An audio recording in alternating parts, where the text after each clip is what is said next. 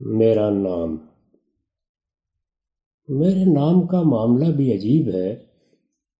والدہ کو جاوید پسند تھا۔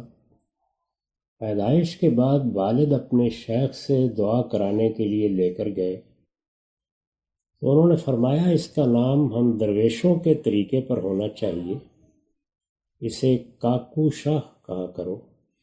میں دیکھ رہا ہوں کہ بادشاہ اس کے پاس نیازمندانہ حاضر ہوں گے۔ میری چھوٹی خالہ برسوں والدہ کے پاس رہی تھیں۔ والد اور والدہ دونوں ان سے بہت محبت کرتے تھے۔ ان کے ایک بیٹے مجھ سے 3 سال بڑے تھے جن کا نام انہوں نے رفیق رکھا تھا۔ اس کی مناسبت سے انہیں اصرار تھا کہ میرا نام شفیق رکھا جائے۔ وہ اس کے سوا کوئی دوسرا نام قبول کرنے کے لیے تیار نہ تھیں۔ اس کے کچھ دنوں بعد بڑی خالہ دیکھنے کے لیے آئیں تو انہوں نے فرمایا، میں نے تو پہلے سے اس کا نام کاکا محمد رکھا ہوا ہے، اب کیا کیا جائے؟ میرے گھر والوں نے اس کا آسان حل یہ تلاش کیا کہ تمام نام قبول کر لیے۔ چنانچہ یہ بزرگ جب تک زندہ رہے مجھے اپنی پسند کے ناموں سے پکارتے رہے۔ مدرسے میں داخلے کا وقت آیا تو والد موجود نہ تھے۔ اس زمانے میں بعض اوقات وہ مہینوں کے لیے اپنے شیخ کی خانقاہ کوٹلی مغلاں چلے جاتے تھے۔ ان کے ایک عزیز دوست تھے جنہیں ہم چچا کہتے تھے۔ والد کی عدم موجودگی میں وہ مجھے داخل کرانے گئے۔ میرے لیے اسی اسکول کا انتخاب کیا گیا جس میں میرے خالہ زاد بھائی رفیق پڑھتے تھے۔ نام لکھاتے وقت چچا نے مجھ سے پوچھا تو میں نے سارے نام بتا دیے۔ وہ سخت پریشان ہوئے کہ اب فیصلہ کس طرح کیا جائے۔ انہوں نے رفیق کی طرف دیکھا تو اس نے کہا، ہمارے گھر میں تو اسے شفیق ہی کہتے ہیں۔ چچا نے چند لمحوں کے لیے توقف کیا اور پھر یہی نام اسکول کے رجسٹر میں درج کرا دیا۔ میں جب شعور کی عمر کو پہنچا تو مجھے والدہ کا رکھا ہوا نام زیادہ پسند آیا، لیکن اب اسکول کے رجسٹر کا کیا کیا جائے؟ اپنے ایک استاد محمد صادق صاحب سے بات کی تو انہوں نے فرمایا، اس مرحلے پر نام تبدیل کرنا تو مشکل ہوگا، تمہیں شعر کہنے کا شوق ہے، میری تجویز یہ ہے کہ جاوید تخلص کر لو۔ میں تمہارا نام شفیق احمد جاوید لکھ دیتا ہوں۔ تمہیں شفیق پسند نہیں تو اپنا قلمی نام جاوید احمد بھی رکھ سکتے ہو۔ مجھے یہ تجویز پسند آئی۔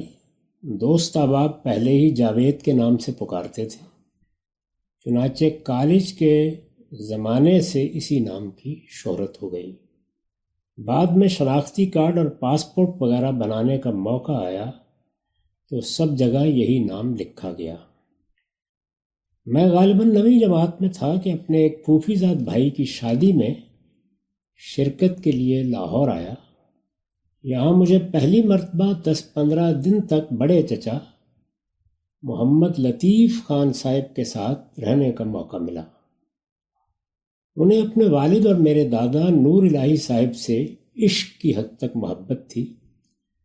رات دن وہ مجھے ان کے قصے سناتے اور بتاتے تھے کہ گاؤں میں تمہارے دادا ایک مصلح کی حیثیت سے جانے جاتے تھے۔ ان کی نیکی، خدا ترسی اور دانائی کی وجہ سے لوگ اپنے جھگڑے چکانے کے لیے ان کی طرف رجوع کرتے اور ان کا ہر فیصلہ مان لیتے تھے۔ ان کی باتوں نے مجھے بے حد متاثر کیا۔ یہ تاثر اتنا شدید تھا کہ میں ہر وقت دادا کے بارے میں سوچتا، یہاں تک کہ کئی دن تک سوتا تو خواب میں بھی انہی کو دیکھتا تھا۔ اس موقع پر خاندان کے ایک دوسرے بزرگ اور بچوں کے لیے دینی کتابوں کے مصنف مقبول انور صاحب داؤدی سے ملاقات ہوئی۔ ان کی یہ نسبت ہمارے گاؤں داؤد کی وجہ سے تھی۔ میرے والد کا پورا نام بھی اگرچہ محمد طفیل جنیدی تھا، لیکن بعض اوقات کوئی چیز اچانک متوجہ کر لیتی ہے۔ داؤدی صاحب سے ملنے کے بعد پہلی مرتبہ مجھے خیال ہوا کہ میرے نام کے ساتھ بھی اس طرح کا کوئی اضافہ ہونا چاہیے۔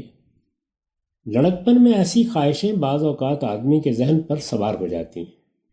میں بھی دن رات یہی سوچتا۔ ایک دن والد صاحب سے اس موضوع پر بات ہوئی تو انہوں نے مقبول صاحب کی اتباع میں داؤدی کا اضافہ کر لینے کی تجویز دی۔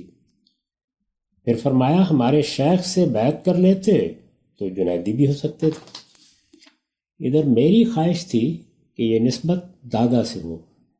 چچا سے جو کچھ سن چکا تھا اس کی بنا پر اب میرے لیے وہی آئیڈیل تھے۔ میں ان سے نسبت کے لیے سوچتا تو نوری اور مصلحی کے الفاظ ذہن میں آتے تھے، لیکن ذوق انہیں قبول کرنے کے لیے تیار نہیں ہوتا تھا۔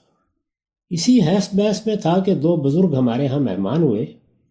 والد کا معمول تھا کہ 12 مہینوں کے لیے سیلانی فقیروں، اطباء اور سنیاسیوں کو اپنے ہاں مہمان ٹھہرا لیتے تھے۔ یہ لوگ بھی اسی طرح آئے۔ ان میں سے ایک والد کے پیر بھائی غلام رسول وحشی اور دوسرے کوئی عالم اور سنیاسی تھے جن کا نام عبداللہ تھا۔ وحشی بہت اچھے کاتب تھے۔ انہوں نے اپنے شیخ کی کتاب لیلا مجنوں اپنے ہاتھ سے لکھی تھی۔ وہ اسے سناتے اور اس کی شرح و وضاحت میں تصوف کے اسرار و رموز بیان کرتے تھے۔ عبداللہ صاحب کی دلچسپی عرب جاہلی کی تاریخ سے تھی۔ وہ اس کے واقعات والد کو سناتے تھے۔ میں ان بزرگوں کی مجلس میں گھنٹوں بیٹھتا اور بڑی دلچسپی کے ساتھ ان کی باتیں سنتا تھا۔ عبداللہ صاحب نے انہی مجلسوں میں کوئی قصہ سناتے ہوئے بیان کیا کہ بنو غامد کے ابوالآبا نے صدیوں پہلے کسی معاملے پر پردہ ڈالا اور اس طرح اصلاح احوال کی کوشش کی تھی۔ چنانچہ اسی بنا پر انہیں غامد کا لقب دیا گیا اور غمد الامر کے الفاظ اس کے بعد عربی زبان میں اصلح الامر کے معنی میں استعمال ہونے لگے۔